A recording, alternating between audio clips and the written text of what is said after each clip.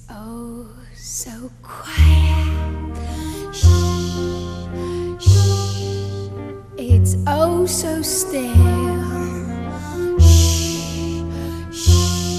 You're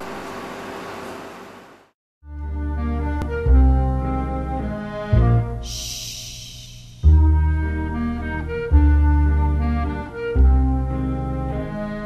Shh. It's oh so quiet. Shh, shh. Good day everybody, Brad Perry here from Brad's Sound Company. Today we're going to have a look at some of the equipment used by our front of house engineer and also by our monitor engineer. So first of all we'll have a look at some front of house equipment. Over here the sound console. Very nice analog mixer here by Yamaha IM8. It's got many features that you find on professional mixers.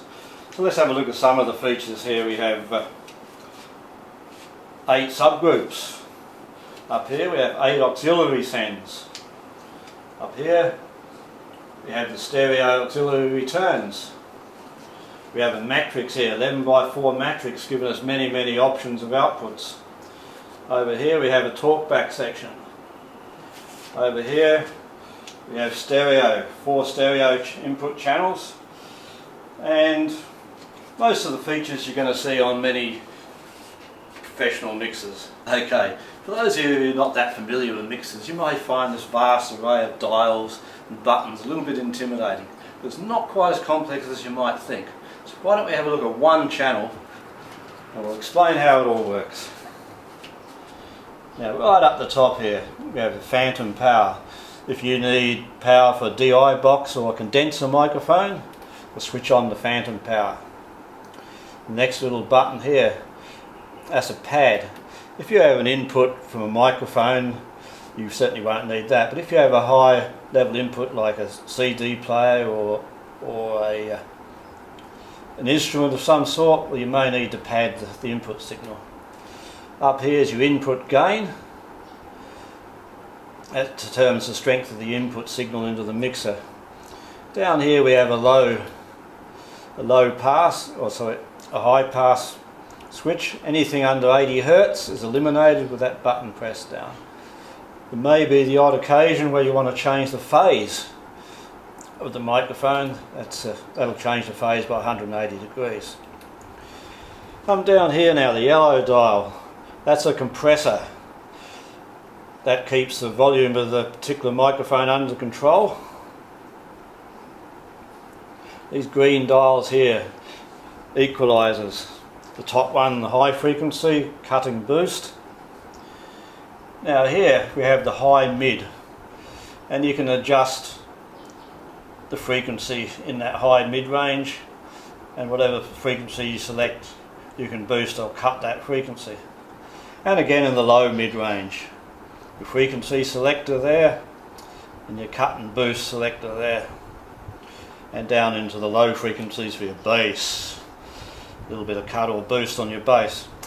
Now if you want to compare that particular channel after you've equalised it to the unequalised sound, you just remove the equaliser. If you want the equaliser back on, turn it back on. Okay, now we come down to the blue dials. They're the 8 auxiliaries. In this particular case we use auxiliaries 1 and 2 for effect sends. But 3, 4, 5, 6, 7, 8 normally are used for sending signals to the stage monitors, or foldbacks as we say in Australia. Each individual musician, singer may want his own mix up on the stage, and we can dial whatever he wants in to those 6 different mixes by using the auxiliary sends. Now we come right down here to the red dial. This is a stereo pan button, or should I say stereo dial. You turn that way and you send the signal to the right, or send the signal to the left, or in the middle sends the signal equally to left and right. You can also use this to send signals to an even or odd number group. Now these are your subgroup buttons down here. You want to send a signal to group 1 and 2, press the group 1 and 2 button. You want to send the signal only to 1, turn it to the odd. If you want to send it to the even number, which is 2, turn it to that side and your signal will only go to number 2. If you want it in the middle, it will go to both subgroups. And down here you might send it to stereo, it's direct to the stereo. If it's a microphone, you certainly won't need to go to mono unless we're running in mono. Mono is often used for sending the bass signals. Now up here, of course, your fader, that's a volume control for the particular channel. Down here we have what you call mute groups.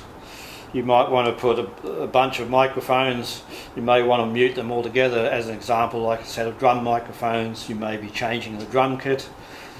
You'll put all the microphones on mute group 1, and here's your mute masters up here. As you see, we have group 1 on, we turn that off and you'll see we're back on again.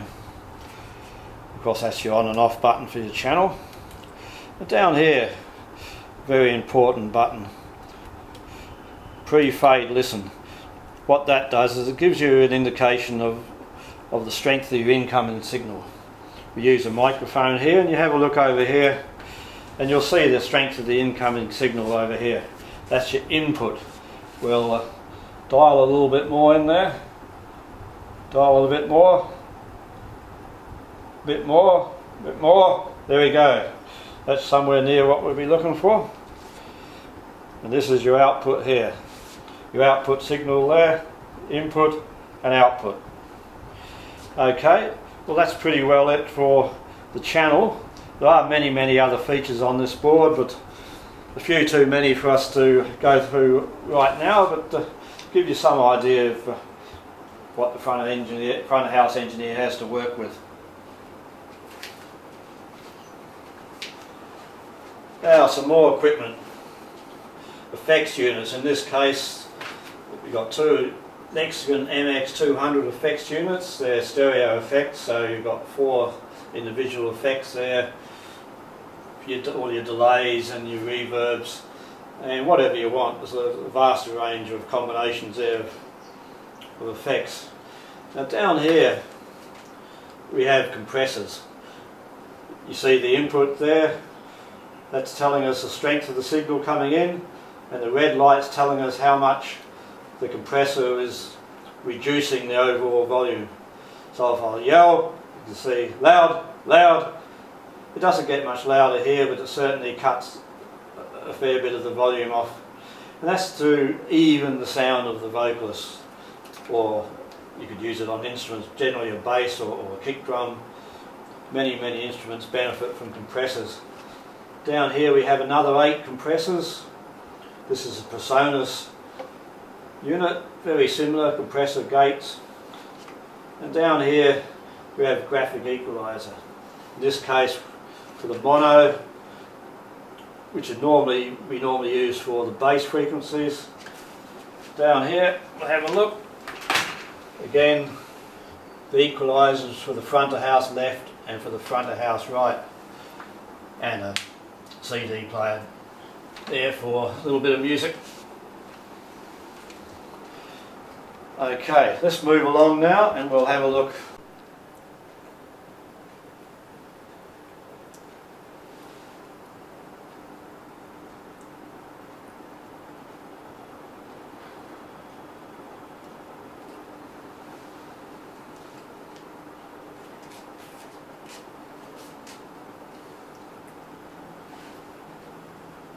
Okay, let's have a look now at some of the equipment the monitor engineer will be using. In this particular case we have a Soundcraft Spirit 2 monitor mixer. Similar in concept to the front of house mixer, but one major difference. This mixer is specifically designed to send in the signals to the monitor speakers up on the stage. There's no subgroups on this mixer, but what it does have, down here you'll see 12 auxiliaries. So this mixer can send 12 different signal mixes up to the stage speakers, and that'll look after pretty big pretty big bands. So why don't we have a look at a little more of the equipment that monitor engineer uses. Okay, now this particular device here is microphone splitter. Microphone's going in there, the outputs going to the front of house console. And at the back of this box is another set of outputs coming around into the monitor mixer. Now the microphone splitter there is a transformer isolator, so this particular console is totally electrically separated from the front of house console. Over here we have the auxiliary outputs. Now we can have up to 12, we've got 8 in there today, so they'll be sending the signals out of the mixer and through to this batch of graphic equalizers. Now these equalizers serve two purposes. The most important, I guess, is to eliminate any feedback coming out of the monitor speakers, and as you can see there's quite a bit of adjustment being done to these. They'll set the individual tone to suit the vocalist or the musician, so they get the mix exactly right for their particular liking. So yeah, every output from the monitor mixer has its own graphic equalizer. So there you go. I hope that gives you some idea of the equipment used for a fairly large production for live audio. So it's Brad from Brad Sound Company signing out. Bye for now.